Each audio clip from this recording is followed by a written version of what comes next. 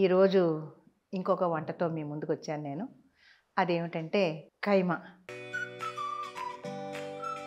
ఇదిగోండి ముందు వెల్లుల్లిపాయలు. ఇదిగోండి ఉల్లిపాయలు, కొంచెం కరివేపాకు, అల్లం వెల్లుల్లి పేస్ట్, ఉప్పు, పసుపు అండి, కారం. ఇదిగోండి కైమా.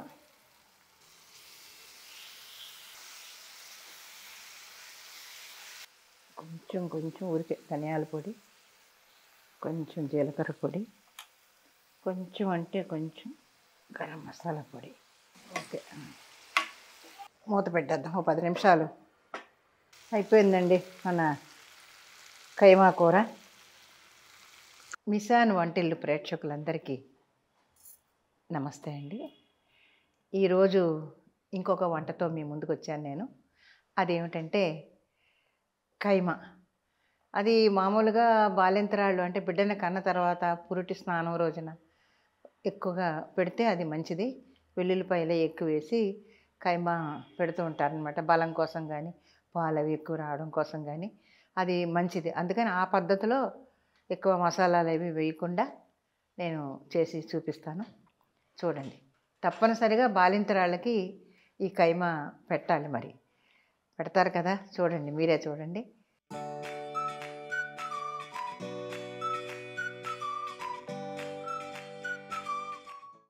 ఆ నూనె కొంచెం కాగే లోపల ఇందులోకి వెల్లుల్లిపాయలండి, ఉల్లిపాయలు, కొత్తిమీర, కొంచెం అల్లం వెల్లుల్లి పేస్టు, కరివేపాకు. అంతేనండి, సింపుల్గా చేసుకునే వంట. తప్పనిసరిగా బాలింతరాళ్ళకి మంచి వంట ఇది. కైమా చేసుకుంటే తేలిగ్గా జీర్ణం అవుతుంది. మాంసం అది తింటే జీర్ణం కాదని పెట్టరు కదా, అందుకని ఇది తేలిగ్గా జీర్ణం అవుతుంది. దీన్ని మీరు తప్పనిసరిగా ప్రయత్నం చేసి మీ పిల్లలకి పెట్టండి. ఇదిగోండి ముందు వెల్లుల్లిపాయలు.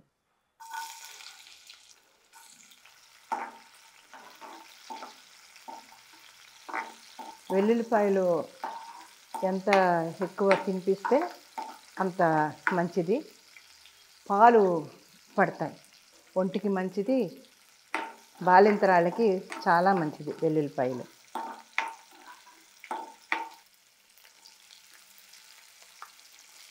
ఇవ్వండి ఉల్లిపాయలు,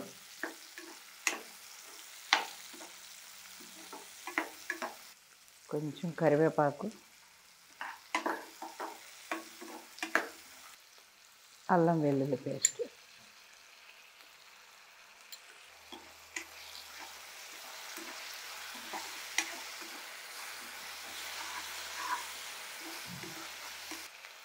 ఉప్పు, పసుపు అండి, కారం. ఈ బాలింతరాలకి కాబట్టి కారం కొంచెంగా వేసుకోండి, కారం ఎక్కువ వేయద్దు.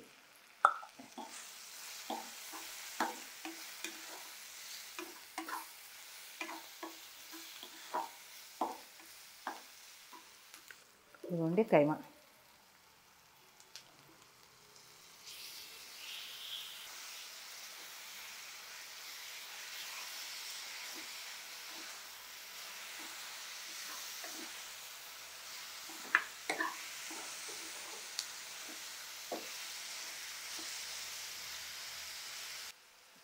కొంచెం ఊరికే ధనియాల పొడి, కొంచెం జీలకర్ర పొడి, కొంచెం గరం మసాలా పొడి. అంతే. కొంచెం మగ్గడానికి కొంచెం నీళ్ళు. ఓకే, కొంచెం మగ్గిపోతే మనం దాన్ని దించేయచ్చు. మూత పెట్టేద్దాం. 10 నిమిషాలు దానివల్ల ఉడకనిద్దాం. కొంచెం కొత్తిమీర వేస్తే సరిపోతుంది. కొద్దిగా దీనికి మిరియాల పొడి కూడా వేద్దాం పైన. ఓకేనండి, ఇదిగోనండి కైమా.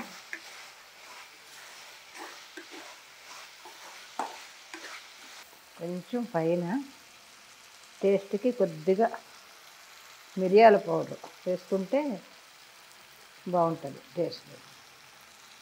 ఓకే.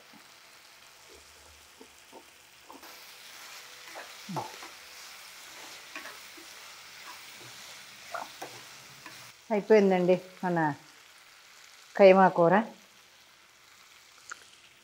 ఇదిగోనండి కైమా కూర అయిపోయింది మనకి. అంతే, ఈజీగా గబగబా చేసేసుకోవచ్చు హ్యాపీగా. ఇదిగోనండి ఈరోజు మన కైమా కూరతోటి మనం ఎండ్ చేస్తున్నాం. ఈ కైమా కూర బాలింతరాళ్ళకి, అప్పుడే పురిటి స్నానం చేయించే వాళ్ళకి చక్కగా పెట్టచ్చు, మంచి బలాన్ని ఇస్తుంది. ఆ వెల్లుల్లిపాయలు అవి ఉండడం వల్ల శరీరానికి మంచి బలం ఇస్తుందన్నమాట. తర్వాత ఎక్కువ చలవ చేయదు, వేడి, వెల్లుల్లిపాయలు వేడి కాబట్టి అప్పుడు మనకి బాడీకి వేడి కావాలి కాబట్టి ఇవన్నీ వేయడం వల్ల బాడీకి కావాల్సినంత వేడిని ఇస్తాయన్నమాట ఇటువంటివన్నీ కూడా.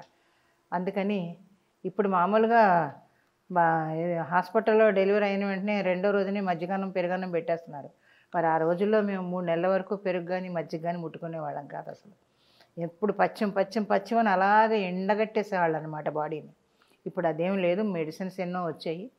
కానీ మన పద్ధతుల ప్రకారం కొంత మన పిల్లలకి మనం కొంచెం ఆరోగ్యంగా ఉండడం కోసం, ఆ తర్వాత వాళ్ళు భవిష్యత్తులో ఎలా తిన్నా పర్వాలేదు, ఇప్పటి నుంచి ఇలాంటివి మనం అలవాటు చేస్తే వాళ్ళ పిల్లలకి వాళ్ళు అలవాటు చేస్తారు.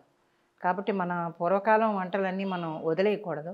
అటువంటివన్నీ మనం దృష్టిలో పెట్టుకొని నేర్చుకొని మన పిల్లలకి నేర్పితే వాళ్ళ భవిష్యత్తు ఇంకా వాళ్ళ పిల్లలకి అలా తరతరాలుగా వెళుతూ ఉంటాయి మన వంటలన్నీ. లేకపోతే అంతటితోటి అంతరించిపోతాయి. ఇప్పుడు వచ్చే బర్గాలు పిజ్జాలు తప్ప మన వంటలు ఏంటని తెలియదు వాళ్ళకి ఎవరికి. కాబట్టి ఇలాంటి వంటలన్నీ, పాతకాలం వంటలన్నీ కూడా పిల్లలకి నేర్పించండి. మీరు చూసి చక్కగా చేసి వాళ్ళకి తినిపించండి, నేర్పించండి. సరేనండి.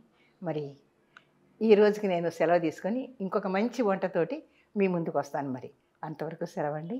నమస్కారం.